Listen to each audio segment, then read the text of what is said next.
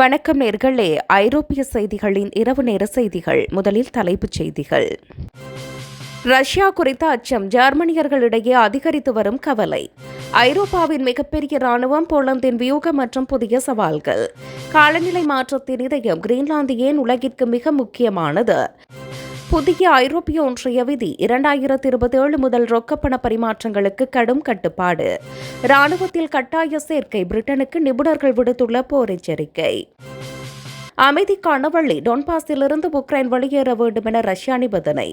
சந்திரமண்டல பயணம், ஸ்பெயின் மற்றும் பிரித்தானியாவில் 5 ஒருவருக்கு ஏற்பட்டுள்ள சந்தேகம். புட்டினின் ஆயுத கிடங்கு காலி, உக்ரைன் போரில் ரஷ்யாவுக்கு நெருக்கடி. இனி விரிவான செய்திகள். ரஷ்யா குறித்த அச்சம், ஜெர்மனியர்களிடையே அதிகரித்து வரும் கவலை. ரஷ்யாவின் ஆக்கிரமிப்பு நடவடிக்கைகள் குறித்த அச்சம் ஜெர்மனி மக்களிடையே முன்னெப்போதும் இல்லாத வகையில் அதிகரித்துள்ளதாக புதிய கருத்து கணிப்பு கூறுகிறது. உக்ரைன் போர் ஐரோப்பாவின் பிற பகுதிகளிலும் விரிவடையக்கூடும் என பெரும்பான்மையான ஜெர்மனியர்கள் ஆழ்ந்த கவலை தெரிவித்துள்ளனர். இந்த அச்சத்தின் எதிர்பாராத விளைவாக நாட்டின் ராணுவத்தை பலப்படுத்துவதற்கும் பாதுகாப்பு செலவுகளை அதிகரிப்பதற்கும் மக்களிடையே ஆதரவு பெருகியுள்ளது. இதற்கு முன்பு அமைதியை விரும்பிய பலர் தற்போது ரஷ்யாவின் அச்சுறுத்தலை எதிர்கொள்ள வலுவான ராணுவ தற்காப்பு அவசியம் என நம்ப தொடங்கியுள்ளனர். எரிசக்தி தட்டுப்பாடு மற்றும் பொருளாதார சரிவு குறித்த கவலைகளையும் தாண்டி நாட்டின் பாதுகாப்பு குறித்த அச்சமே தற்போது முதன்மையானதாக உள்ளது. இந்த மனமாற்றத்தால் ஜெர்மனியின் நீண்டகால வெளியுறவு கொள்கையிலும் பாதுகாப்பு நிலைப்பாட்டிலும் ஒரு பெரிய மாற்றத்தை ஏற்படுத்தியுள்ளதாக ஆய்வாளர்கள் கருதுகின்றனர். ஐரோப்பாவின் மிகப்பெரிய ராணுவம், போலந்தின் வியூகம் மற்றும் புதிய சவால்கள். ரஷ்யாவின் அச்சுறுத்தலை எதிர்கொள்ள ஐரோப்பிய ஒன்றியத்திலேயே மிகப்பெரிய நிலப்பரப்பு ராணுவத்தை போலந்து மிக வேகமாக உருவாக்கி வருகிறது. தனது மொத்த உள்நாட்டு உற்பத்தியில் சுமார் 4% மேலாக பாதுகாப்பு துறைக்காக செலவிட்டு நேட்டோ நாடுகளிடையே போலந்து முதலிடத்தில் உள்ளது. நவீன ரக டாங்கிகள், ஏவுகணைகள் மற்றும் போர் விமானங்களை அமெரிக்கா மற்றும் தென் கொரியாவிடமிருந்து போலந்து பெருமளவில் கொள்முதல் செய்துள்ளது. இருப்பினும் வெறும் ஆயுத பலம் மட்டும் போதாது என்பதையும் மாறிவரும் நவீன கால ஹைபிரிட் அச்சுறுத்தல்களையும் போலந்து தற்போது உணர்ந்துள்ளது. எல்லை பாதுகாப்பு, இணைய தாக்குதல்கள் மற்றும் உள்நாட்டு பாதுகாப்பு போன்ற புதிய சவால்கள் ராணுவ வியூகத்தில் மாற்றங்களை கோருகின்றன.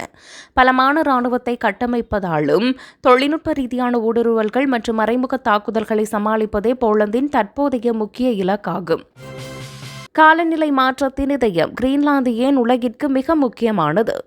உலகின் மிகப்பெரிய தீவான கிரீன்லாந்து புவி வெப்பமயமாதல் மற்றும் காலநிலை மாற்றத்தை கண்காணிக்கும் மிக முக்கியமான மையமாக திகழ்கிறது. இங்குள்ள பனி அடுக்குகள் உருகினால் உலக கடல் மட்டம் சுமார் 7 மீட்டர் வரை உயரக்கூடும் என்பதால் இது உலக நாடுகளுக்கு பெரும் அச்சத்தை ஏற்படுத்தியுள்ளது.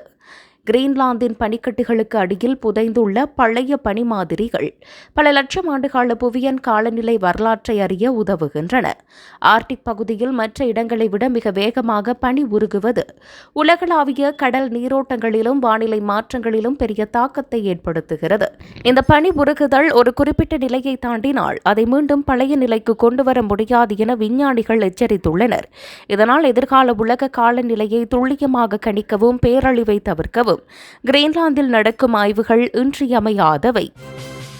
புதிய ஐரோப்பிய ஒன்றிய விதி 2027 முதல் ரொக்கப்பண பரிமாற்றங்களுக்கு கடும் கட்டுப்பாடு. சட்டவிரோத பணப்பரிமாற்றம் மற்றும் பயங்கரவாத நிதி உதவியை தடுக்க 2027 ஜூலை முதல் ஐரோப்பிய ஒன்றியம் முழுவதும் புதிய விதிகள் அமுலுக்கு வருகின்றன. இதன்படி வணிக ரீதியான கொடுக்கல் வாங்கல்களில் 10,000 யூரோக்களுக்கு மேல் ரொக்கமாக பணம் செலுத்துவது முற்றிலுமாக தடை செய்யப்படுகிறது. குறிப்பாக 3,000 யூரோக்களுக்கு மேல் ரொக்கமாக செலுத்தும் வாடிக்கையாளர்களின் அடையாளத்தை வணிகர்கள் கட்டாயம் சரிபார்த்து பதிவு செய்ய வேண்டும். சொகுசு கார்கள், நகைகள் மற்றும் விலை உயர்ந்த பொருட்களை வாங்குபவர்களை கண்காணிக்க இந்த நடவடிக்கை மேற்கொள்ளப்பட்டுள்ளது. எனினும் தனிநபர்களுக்கு இடையிலான பணப்பரிமாற்றங்களுக்கு இந்த வரம்பு தற்போதைக்கு பொருந்தாது என தெரிவிக்கப்பட்டுள்ளது. ஏற்கனவே சில ஐரோப்பிய நாடுகளில் குறைந்தபட்ச வரம்புகள் நடைமுறையில் இருந்தாலும் தற்போது இது அனைத்து உறுப்பு நாடுகளுக்கும் பொதுவான விதியாக மாறுகிறது. ராணுவத்தில் கட்டாய சேர்க்கை, பிரிட்டனுக்கு நிபுணர்கள் விடுத்துள்ள போர் எச்சரிக்கை. உலகளாவிய அச்சுறுத்தல்கள் அதிகரித்து வரும் நிலையில் பிரிட்டன் அரசு மீண்டும் கட்டாய ராணுவ சேவை முறையை கொண்டுவர வேண்டும் என பாதுகாப்பு நிபுணர்கள் வலியுறுத்தியுள்ளனர். ரஷ்யாவுடன் போர் மூலம் அபாயம் உள்ளதால் இளைஞர்களை ராணுவத்தில் சேர தயார்படுத்துவது அவசியம் என்று ராணுவ உயர் அதிகாரிகள் எச்சரிக்கை விடுத்துள்ளனர். தற்போது பிரிட்டன் ராணுவம் கடந்த 200 ஆண்டுகளில் இல்லாத அளவுக்கு மிக சிறிய எண்ணிக்கையில் இருப்பதே இந்த கவலைக்கு முக்கிய காரணமாகும். ஒருவேளை கட்டாய சேவை நடைமுறைக்கு வந்தால் 18 முதல் 25 வயதுடைய இளைஞர்கள் மற்றும் வேலையற்ற பட்டதாரிகள் முதலில் இலக்கு வைக்கப்படலாம் என கூறப்படுகிறது. ராணுவ சேவையை மறுப்பவர்களுக்கு சிறை தண்டனைக்கு பதிலாக சுவிட்சர்லாந்து போன்ற நாடுகளில் உள்ளது போல அதிகப்படியான அபராதம் அல்லது வரி விதிக்கப்பட வாய்ப்புள்ளது. தற்போதைக்கு அரசிடம் அத்தகைய திட்டமில்லை என்றாலும் 3ஆம் உலகப் போர் போன்ற சூழல் ஏற்பட்டால் இது தவிர்க்க முடியாததாக மாறும் என ஆய்வாளர்கள் கருதுகின்றனர். அமைதிக்கான வழி டொன்பாஸிலிருந்து உக்ரைன் வெளியேற வேண்டும் என ரஷ்யா நிபந்தனை. உக்ரைனில் அமைதி நிலவ வேண்டுமானால் கிழக்கு உக்ரைனின் டொன்பாஸ் பிராந்தியத்திலிருந்து உக்ரைன் ராணுவம் முற்றிலும் வெளியேற வேண்டும் என ரஷ்ய அதிபரின் தூதர் தெரிவித்துள்ளார். டொன்பாஸ் பகுதியை உக்ரைன் விட்டுக் கொடுப்பதே நிரந்தர அமைதிக்கான ஒரே வழி என ரஷ்ய தூதர் கிரில் டிமிட்ரிவ் வலியுறுத்தியுள்ளார். தற்போது அபுதாபியில் நடைபெற்று வரும் அமெரிக்க தலைமையிலான அமைதி பேச்சுவார்த்தையின் ஒரு பகுதியாக இந்த நிபந்தனை முன்வைக்கப்பட்டுள்ளது. டொன்பாஸ் பிராந்தியத்தின் சுமார் 90% பகுதியை ஏற்கனவே தனது கட்டுப்பாட்டில் வைத்துள்ள ரஷ்யா மீதமுள்ள பகுதிகளையும் கைப்பற்ற முனைப்பு காட்டி வருகிறது.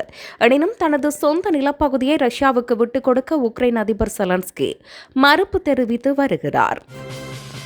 சந்திரமண்டல பயணம் ஸ்பெயின் மற்றும் பிரித்தானியாவில் 5இல் ஒருவருக்கு ஏற்பட்டுள்ள சந்தேகம். 1969ஆம் ஆண்டு அப்போலோ 11 விண்கலம் நிலவில் தரையிறங்கிய வரலாற்று சாதனையை பலரும் இன்றும் நம்ப மறுக்கிறார்கள். ஸ்பெயினில் நடத்தப்பட்ட ஆய்வில் சுமார் 22% மக்கள் நிலவில் மனிதன் கால் வைத்தது ஒரு கட்டுக்கதை என கருதுகின்றனர். அதேபோல் பிரிட்டனிலும் 5இல் ஒருவருக்கு இந்த விண்வெளி பயணம் குறித்த சந்தேகம் இருப்பதாக தரவுகள் தெரிவிக்கின்றன. இந்த சந்தேகப்படுபவர்களில் பெரும்பாலானோர் வேற்றுக்கிரகவாசிகள் ஏற்கனவே பூமிக்கு வந்துவிட்டதாக நம்புகிறார்கள். அறிவியல் நிறுவனங்கள் மற்றும் அரசாங்கத்தின் மீதான நம்பிக்கை குறைந்து வருவதே இத்தகைய கருத்துகளுக்கு காரணம் என ஆய்வாளர்கள் கூறுகின்றனர். புட்டினின் ஆயுத கிடங்கு காலி. உக்ரைன் போரில் ரஷ்யாவுக்கு நெருக்கடி. உக்ரைன் போரில் ரஷ்யாவின் ஆயுத இருப்பு மற்றும் தளவாடங்கள் வேகமாக தீர்ந்து வருவதாக புதிய ஆய்வுகள் தெரிவிக்கின்றன.